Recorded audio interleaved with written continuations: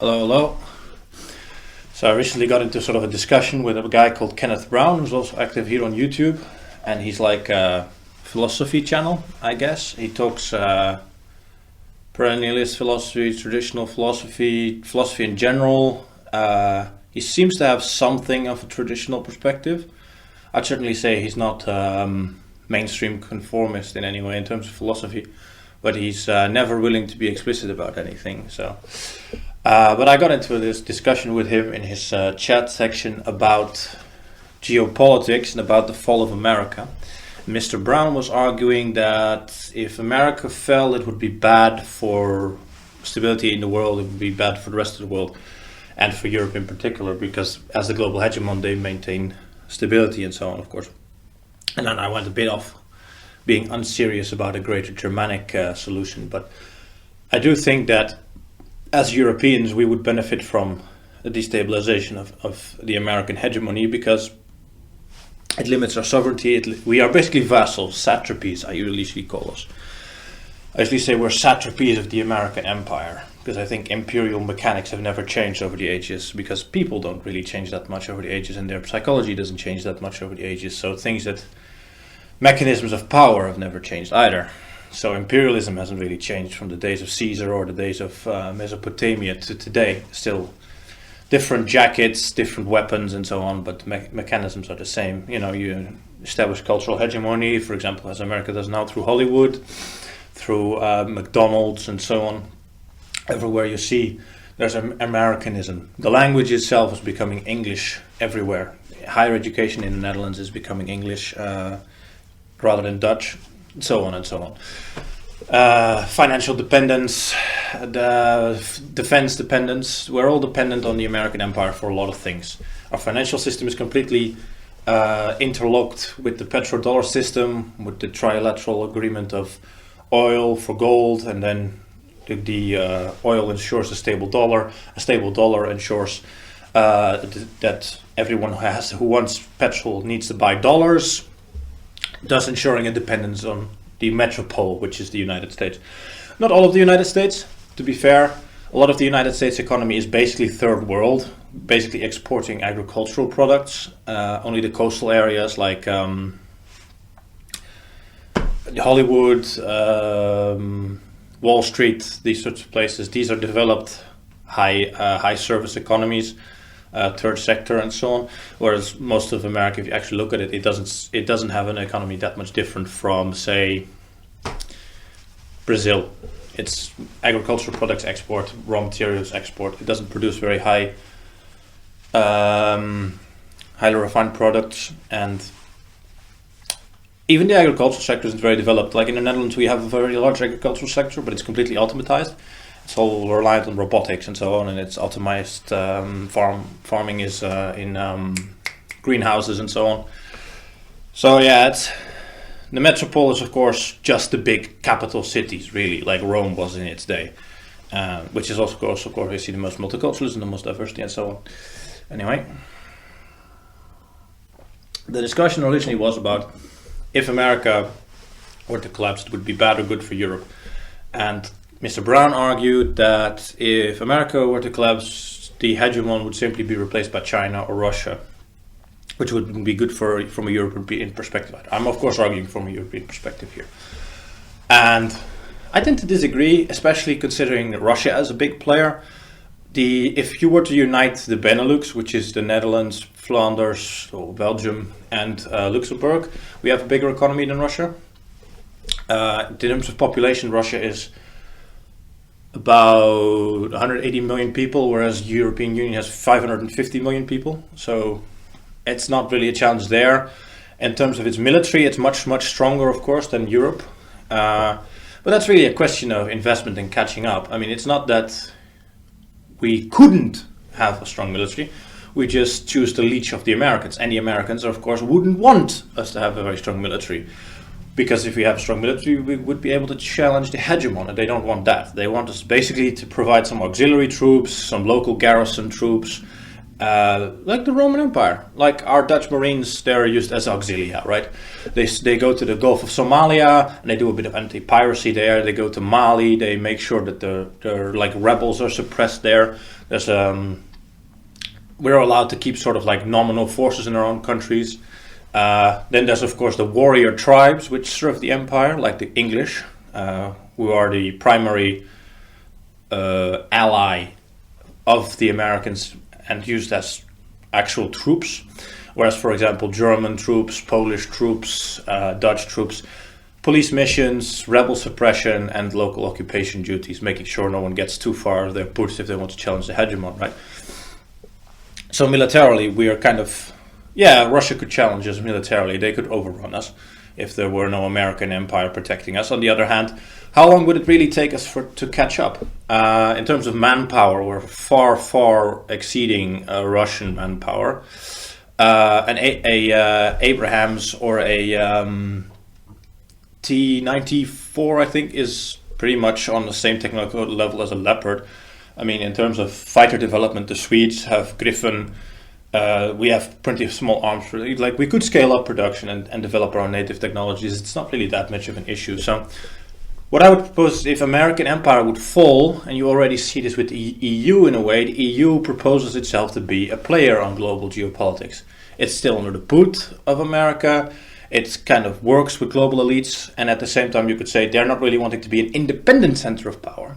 They do want to make Europe a power bloc in and of itself, but they don't want it to be like a global player. They don't want to challenge the unipolarity of the world. They don't want to make like a tripolar, for example, with a China-Russia alliance, a European bloc and an American bloc. They don't want to do that. It's more like Western elites all want a globalized world. So that's the very reason there is a conflict with China and Russia in the first place. And the Europeans are just, yes, strengthening ourselves economically, insulating ourselves against problems with the American system, but at the same time we're still very loyal to the system. At least our elites are, right? And they're still working on integrating us into a global system. World government, if you like to call it that, if you want to go into the sort of 90s conspiracy theory stuff. But I propose that as nationalists, developing an actual multipolar world and developing Europe into an actual power bloc is a solution for Europeans, that is. We ruled the world for, say, about 2 centuries. Europe was dominant around the globe. No one was able to challenge us. Had a lot to do with technological, having a technological edge, of course, but technology comes from the people. You notice this with China. China develops technology by stealing technology. So when I say a greater German empire as a solution, I'm not really just joking there. The EU has a lot of problems because it tries to be too big and unify too much at once. The currency doesn't work because there are too many different conjectures. The economies are different, the cultures are different. Southern Europe has become basically a dependency of Northern Europe. The euro is a system to exploit just about everyone. From the north, it takes rents by exploiting the pension system and the savings of the more industrious and high conscientious north. And from the south, it basically exploits the laziness of the southerners and their relative lack of productivity by turning them into markets for northern products and cheap labor for northern markets, basically making sure that the south can't develop and the north has to keep the south in check. That's kind of like how they try to keep a balance of power within the EU. Therefore, if you want to actually form a European sort of union that is neither destroying itself nor destructive to the member countries, you would have to split off the south and the north. Whether the south can cooperate with itself, I'm not sure. I'm not a southerner. I lived in Portugal for quite a while. You could probably have some sort of Mediterranean union, maybe. That could work, perhaps. But a northern union would actually work. Like if you grab the Germanic countries, right? You grab Scandinavia, you grab Denmark, you grab Germany, Austria, Netherlands, Belgium, Luxembourg, and then Switzerland. You'd have a very, very comparably level of economic development, cultural very similar, bit Protestant, bit high conscientious, very productive, a bit individualist, very Germanic, of course, mostly. You could include in this union northern France, not the south. The south is far more Mediterranean. Parts of Poland, maybe Poland in its entirety. It's developing, it's catching up. It has a sort of, but maybe the Poles would be better off in developing a Slavic union. Then again, they might not be able to be standing up against Russia. So perhaps a Slavic and Germanic union, so it's strong enough. So both interests are served, and you have protection against Russia. But my perspective would be we just unify the Germanic countries. We grab the Benelux, we grab Germany, Austria, Switzerland, Scandinavia. That's 250 million people, 220. Economy, I think that's about 2/3 of the EU economy, so that would be like 9 trillion euro economy. Pretty strong economy, would basically rank globally along somewhere with second or third place with the US and China, Japan, so on. Militarily, again, it's a question of building up. I mean, you don't need as much manpower these days, of course, because it's much more technologically developed with fourth generational warfare.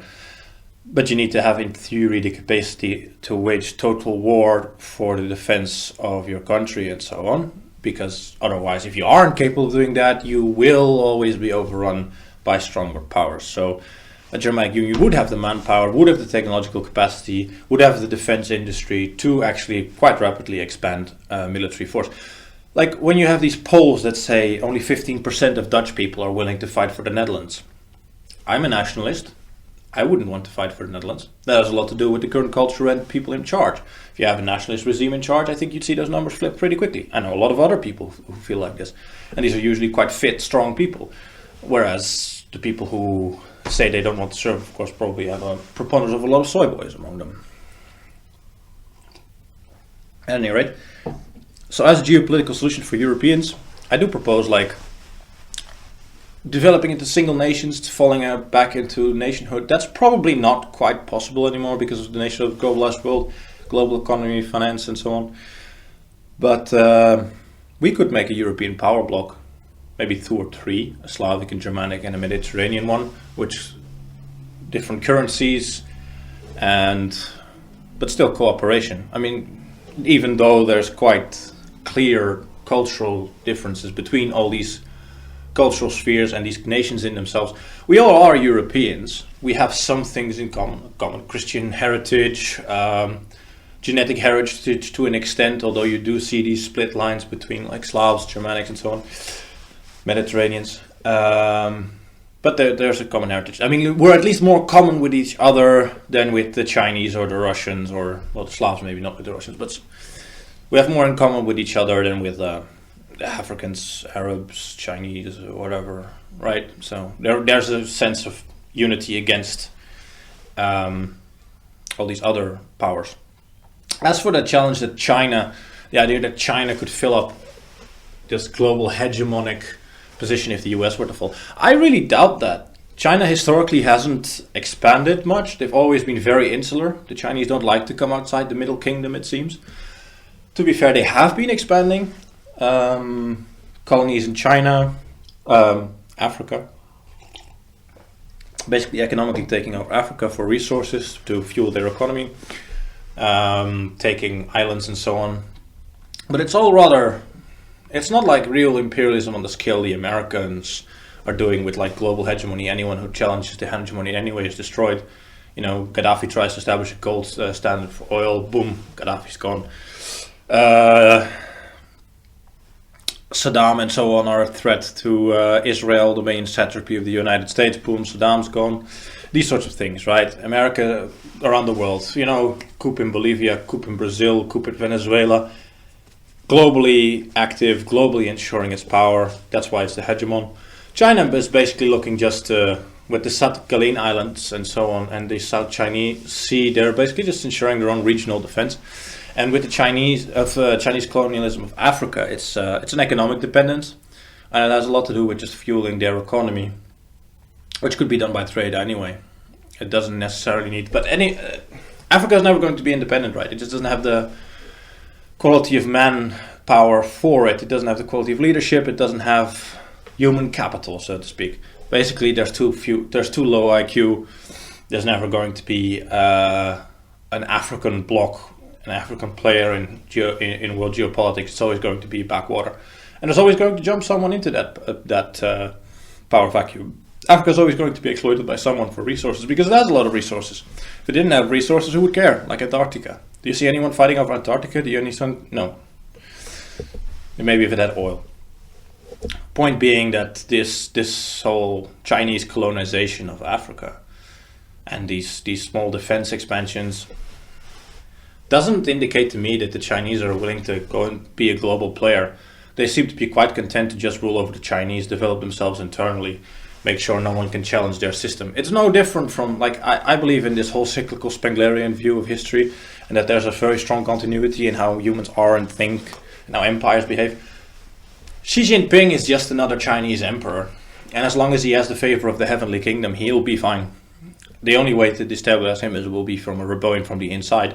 And China historically has only ever been challenged by rebellions from the inside. It's never been conquered by an outsider. Well, that's not quite true. The Manchu and the Qing did conquer them, but they're Mongolians. Are they really not Chinese? I don't know. Yusheng and Mongolians. Anyway, it's usually been rebellions that end dynasties.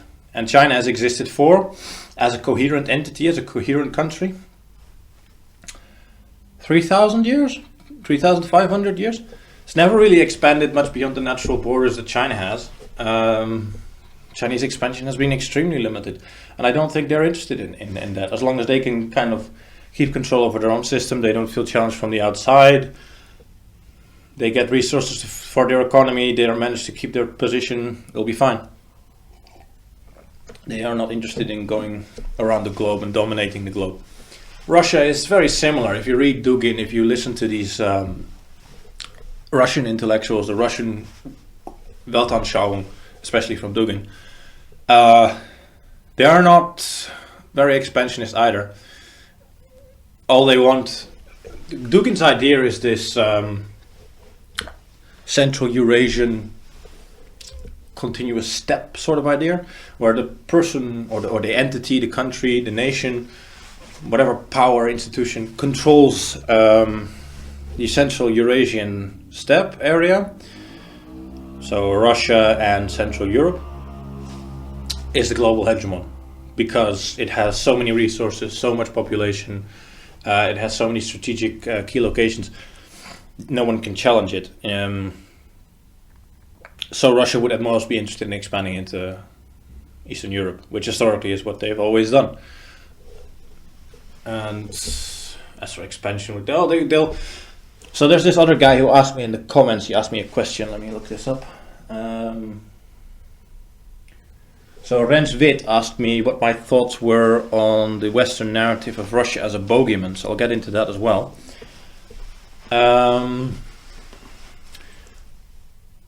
Russia is like at the, very, very often said, Russia is at like the divide between East and West. It's Asiatic but European at the same time. It's much more European than Asiatic, I'd say. But there you simply see these influences, like Spengler would say, the Magian influences. Like they're not Apollonian. They have a tendency towards despotic rule, towards Tsarism, Caesarism, that sort of thing. So culturally different. Therefore, we have always considered them a bit alien. Bit part of us, bit alien in the cultural perception of Europe and therefore the West, because America in a way is an extension of the West. Although I'd say, are they? I'll get into that in a minute. So perception of Russia as a boogeyman.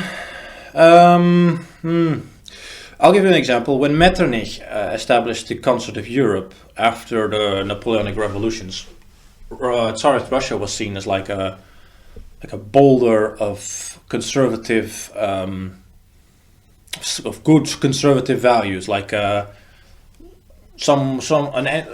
nation that would make sure there would be stability in Europe. Metternich relied on Russian troops to keep the peace in Europe. To a lesser extent Prussians, because of course he was an Austrian and he didn't trust the Prussians. And the Austrian military itself was a mess because it was a multicultural empire, of course. But during the concept of Europe, the 19th century, Russia was mostly seen as a part of Europe by conservative governments as a good stable bloc, part of the bloc, part of the culture, part of the conservative movement. This perception was only challenged really by Republican, Jacobites, Republicans, Jacobites, and so on, especially in France, who didn't like Russia very much. And in Germany, there was among the Volkisch movement, which later, of course, influenced the nationalists and the NSDAP, was this perception of Russia as barbarians, steppe barbarians, Untermensch, so on and so on, from which the Lebensraum idea and the Drang nach Osten idea emerged, which are both much older than the NSDAP, actually. These emerged with romantic nationalism in the 19th century. I mean, Goethe, Fichte, they all wrote about it. Bismarck, so on. Drang nach Osten is an older idea. So, for a very long time, Russia was seen as a natural ally of and part of Europe. This kind of changed with the First World War, where, of course, Russia was an ally of the French and the English, but was betrayed. The Germans allowed Lenin to go in and the Bolshevik Revolution to emerge, which is, of course, from the perspective of the very conservative German imperial government, odd. Maybe they just hoped to destabilize the place, but, you know, in total war you do weird things. But the British and the French subsequently didn't help the Tsarist government regain power. So there was a distrust there of Russia, I think, already. And that had a lot to do with the fact that by that time, Britain and France were no longer held by conservative powers. Like in the 1830s, you'd have the re-emerged Bourbon dynasty, which was very anti-revolutionary and therefore sympathized with the Tsar. And of course, in England, you had what was the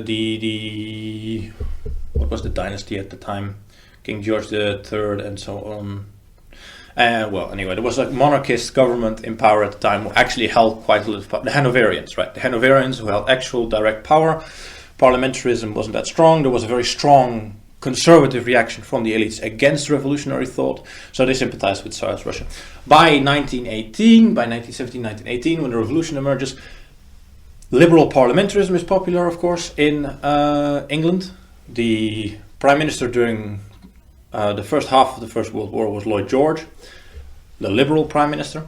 It was one of the few times the Liberal Democratic Party actually gained power in the United Kingdom. And in France, of course, semi-socialistic and Republicans were in power. So they didn't really sympathize with the Tsar, so they let the Tsar fall. From that point on, from the First World War and the Bolshevik Revolution, there's, of course, the whole development in the modern age of this enmity within Russia. So Russian conservatives, of course, feel themselves betrayed. I read an essay recently. I forget who it was, but I think it was on ons.com. And he says, Russian conservatives, which are now, of course, ideologically fairly dominant. They're not ruling, but they're fairly dominant in Russia. Feel themselves betrayed by Western powers. Why didn't you help us? Why didn't you restore the Tsar? They are basically saying that we're trying to restore the continuity between 1917 and 1992. We're trying to repress all the bad thoughts from that period, unite what's actually functional because there is a lot of nostalgia for communism. Try to reunite that and form sort of a historical and identity continuity there. So they feel betrayed by the West. Then, of course, there's the antipathy during the Cold War of the West versus the Soviet Union, communism versus capitalism. Although that antipathy isn't, I think, quite as authentic as a conservative antipathy towards Bolshevism. Like the NSDAP went to war with the Soviet Union, right? They fought till pretty much the last man. And the Americans never went to war directly with the Soviet Union, never, because they don't have that strength of conviction, because as long as it doesn't interfere too much with global markets and growth, it's fine, right? You can let Bolshevism thrive you can see that in the fact that the universities have been taken over by communists, that our culture has been taken over by Marxism. They've never been willing to really fight against it. So, but that's where I think this antipathy towards Russia comes from. First, there's still a legacy of this Bolshevik revolution idea, this Cold War thing among the older generations, and among the people currently in power. There's, of course, they don't like the fact that Russia is somewhat conservative. I don't mean very conservative. Russia has a lot of problems. It has very high abortion rates, very high HIV and AIDS rates, drug addiction's rampant, economically it's a mess. At least it was better than under communism culturally, I'd say. Economically maybe not, culturally improving somewhat.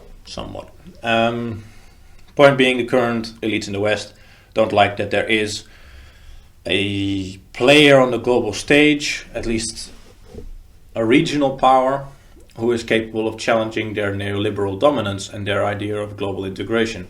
You see this, for example, with the wars in Syria, the Russian intervention, the emerging alliance between Russia, Iran and China. That's all a challenge to the global hegemony, which didn't appear before. And it has a lot to do with the fact that Russia is willing to challenge the system.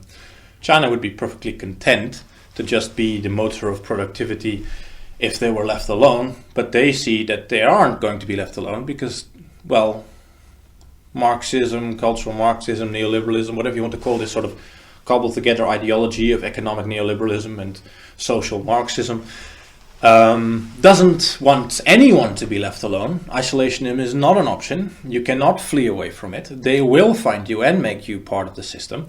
And the Russians have been fighting against it, and the Chinese have noticed that they're not going to be left alone.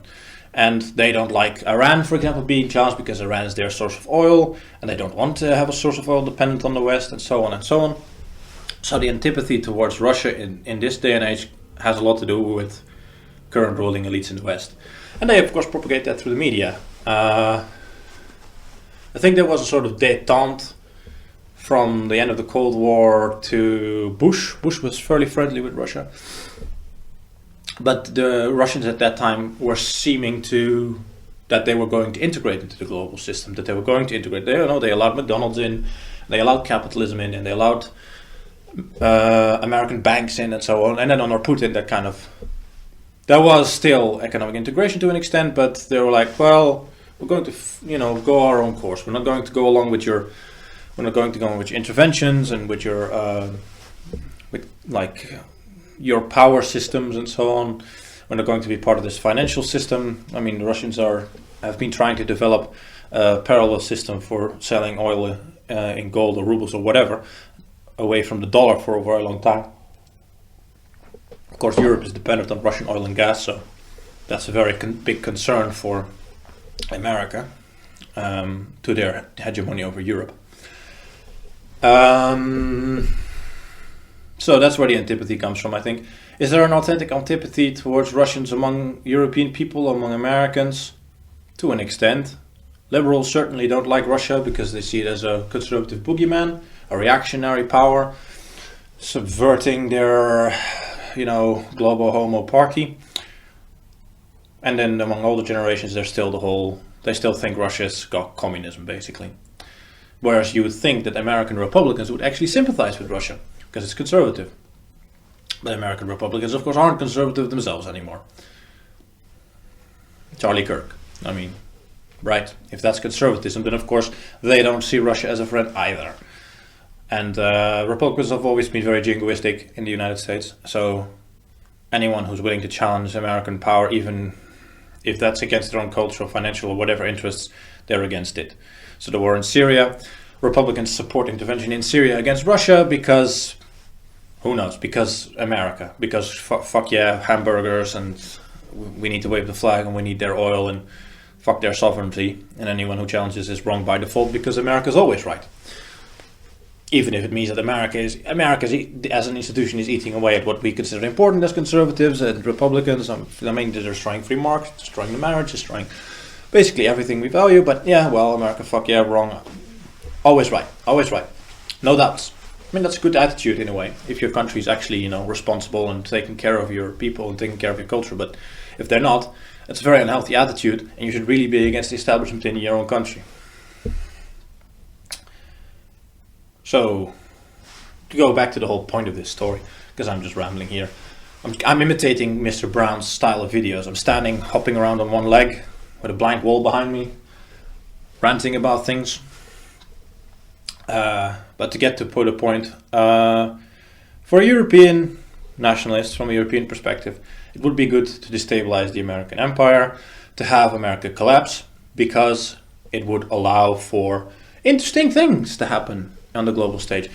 Our elites would have to start thinking in terms of their own interests again. Maybe we could challenge our elites. Maybe militarily, I don't know. I don't think we could probably win that, but at any extent, there wouldn't be the threat of American intervention if any nationalist power, actual nationalists, ever came into power. Like, imagine, like Salvini does very well, and his allies are Fratelli d'Italia, which is basically a sort of semi-fascist party. Then he sympathizes with Casa Pound and so on. Imagine he gets into power, and actual power, and he starts implementing genuine reforms. Like, he goes out of the euro, stabilizes the Italian economy by just basically spreading off all the debt, say, fuck you, we're not paying, which is what the Greeks should do also. That would, you'd have the threat of an American intervention. Basically, the media would go, fascist uprising in Italy, democracy is being destroyed. Look at how they treat Poland right now, right? Poland is reforming its judicial system because they still have a lot of communist judges in power. The question in Poland is basically appointments to court are for life, especially in the higher courts.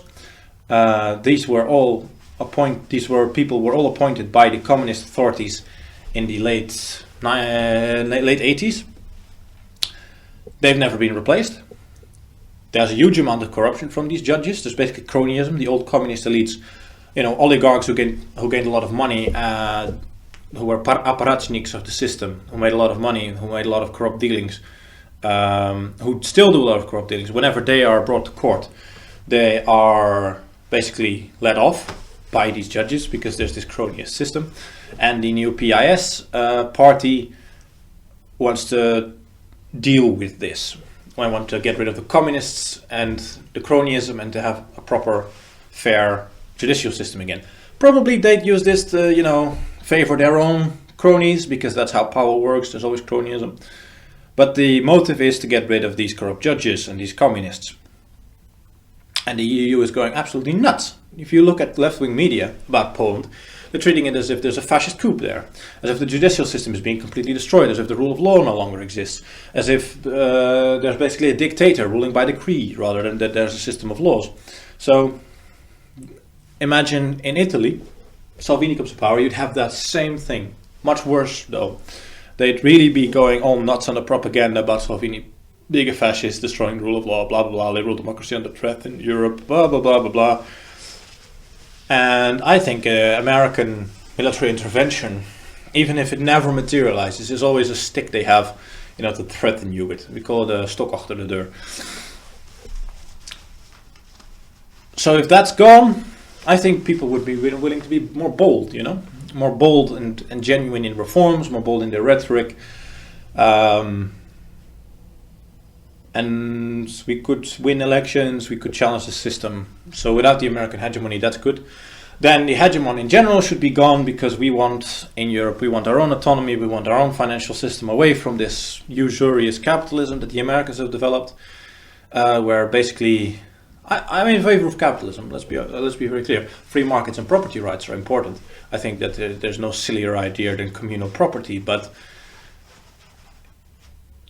the current financial system is nothing like capitalism in the classical sense. Although I acknowledge that Marx has good criticism of capitalism, there's no connection between the creation of value and actual productivity. Money is printed from the air. Actual labor is very heavily undervalued, whereas financial assets are completely overvalued. There's a system of international banking that basically exploits the general productivity of the middle class and the working class through inflation, usurious lending, predatory lending, and so on. So this system, which is very reliant upon American banking, upon the American dollar, upon central banks, has to go. And it will not go without America. Every time someone tries to challenge it, like Gaddafi, they will be destroyed by the American empire. Then there's the matter of sovereignty. We do not determine our national course or our own independent foreign policy. We are lapdogs of Americans, as I say. Our troops are auxilia and not much else. We offer gold and blood for American wars to keep the American system in power. So yeah, down with America, please. Would it be possible for American nationalists to reform the United States, and therefore an American collapse would not be necessary to go towards a multipolar world? Not sure, to be honest. On the first point, I don't really think that American nationalists can reform the system. They're not clever enough. I'm not impressed by American nationalists. And historically, America First, like with Lindbergh and so on, was just subverted with Father Colin and all these people. Didn't gain enough momentum, although they were fairly popular. Didn't manage to challenge the system. Didn't even manage, like Woodrow Wilson and Roosevelt, both instances, mass popular revolt against war, still got into war. The whole discussion about gold, silver, and sound money still introduced a central bank. I mean, nothing American nationalists have ever tried has succeeded. Now, I'll be fair that European nationalists haven't succeeded everywhere either. But if you compare the situation in 1920s in Europe and 1920s in America, things were better here. And I think nationalist movements in Europe are stronger and more capable of challenging the system. And without an American hegemon with a stick behind the door, who knows? Maybe we could actually reform the system. So I don't think American nationalists can reform the system in the first place. Secondly, if they were to reform the system, would they reform it in such a way that the American hegemony wouldn't be there anymore? Doubtful. I think Americans like being the most powerful country in the world. I think they like being in charge. I think that any reforms nationalists would make in the United States would be beneficial to the population of the United States, certainly. They'd bring back industry and productivity. They'd probably improve things that have been lacking for a very long time in the United States, infrastructural and social reforms on healthcare, on cultural issues, rebuilding the bridges, actually building some fucking trains for once, because I can't believe Americans still drive everywhere and ship everything by truck. Why don't you build trains? All these sorts of things. Yeah, they reform the system in a way to be beneficial to the United States internally. Would they actually reform the American empire in such a way that it would not still be an imperial world hegemon? I don't know.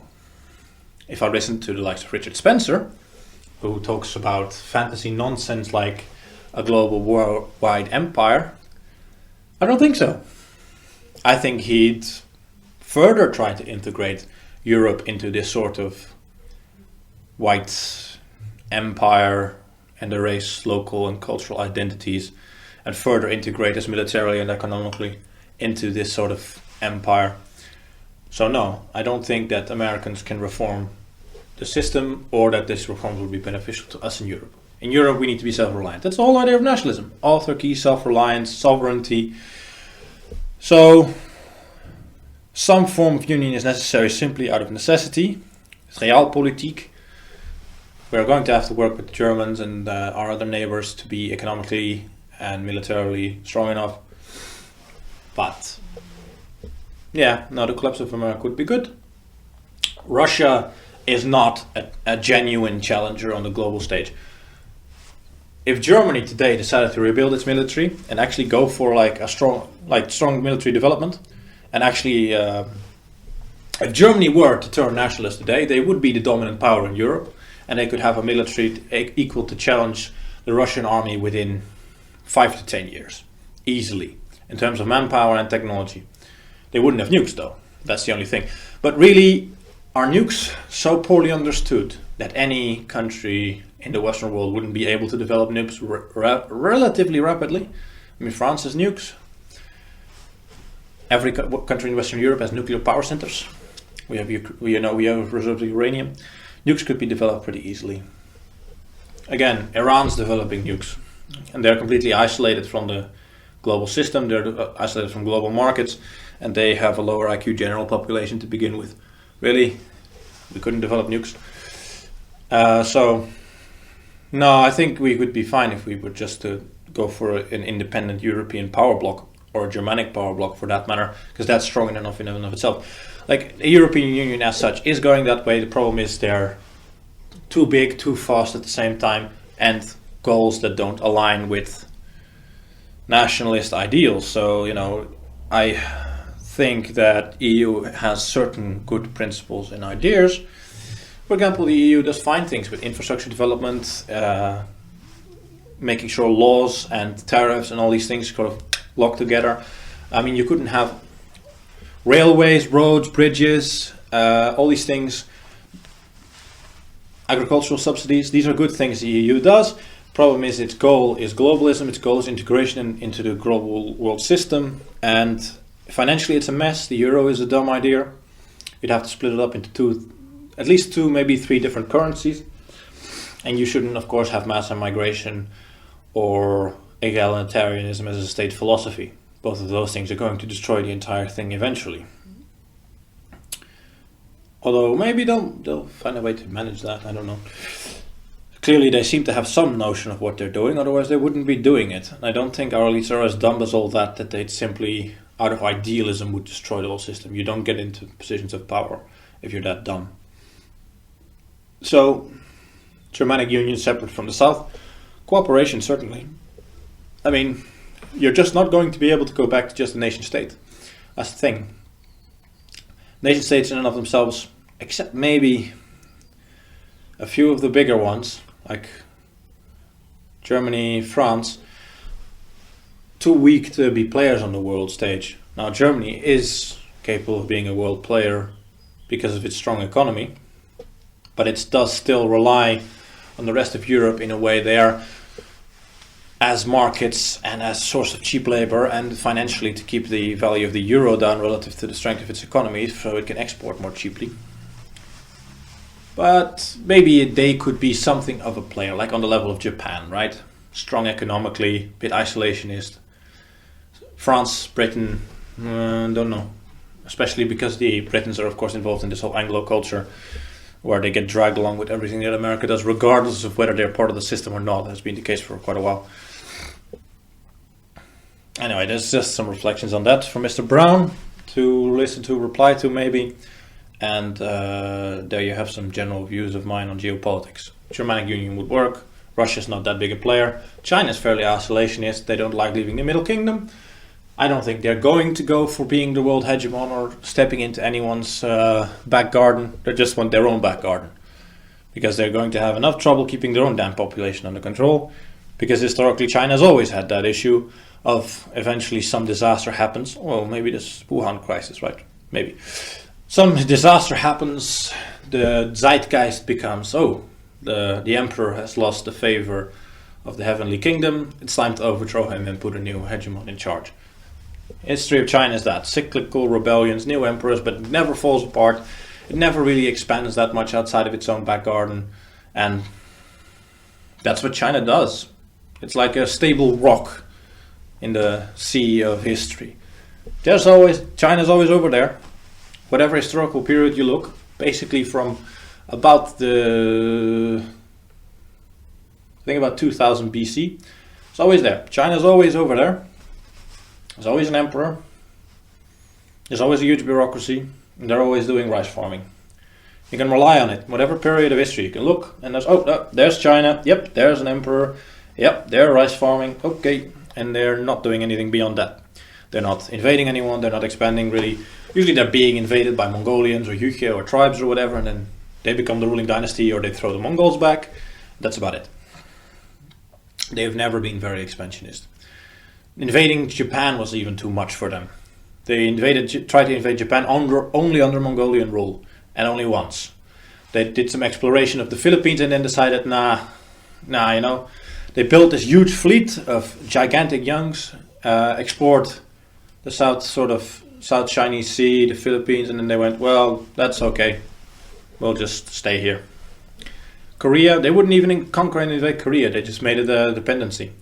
Every generation, every new dynasty invades Korea, says, okay, you're tributaries now. Bye. They don't conquer them. They don't integrate them. Same with Tibet. Tibet sometimes independent, Tibet sometimes part of the Chinese Empire, but always they're just there as a dependency. They're never really like integrated. The current Chinese government is doing a bit of that. The communist government is kind of replacing the population of Tibet. But I don't know. I don't think it will be permanent. So no, China. I don't think China has the cultural mentality for that, for imperialism. It's really a Western thing. You know, if you think of Spengler, you go into that sort of thing. They're the Magians.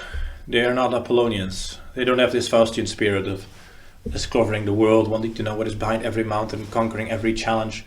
China is just a stable factor. Chinese is like, just the stable rock in world history. Always stable. Always the same. There's always the emperor. There's always the bureaucracy. So they won't fill in that gap. I think they'll leave Africa as soon as that they don't feel challenged by the Americans and there's a stable trade with a multipolar world. They'll be like, well, if we can get our resources from Africa by buying them, that's fine. We'll just do that then. And then some other power will jump into Africa because Africa is never going to be not colonized. Probably like the Italians go on another failure conquest of Libya or something. No, that's that.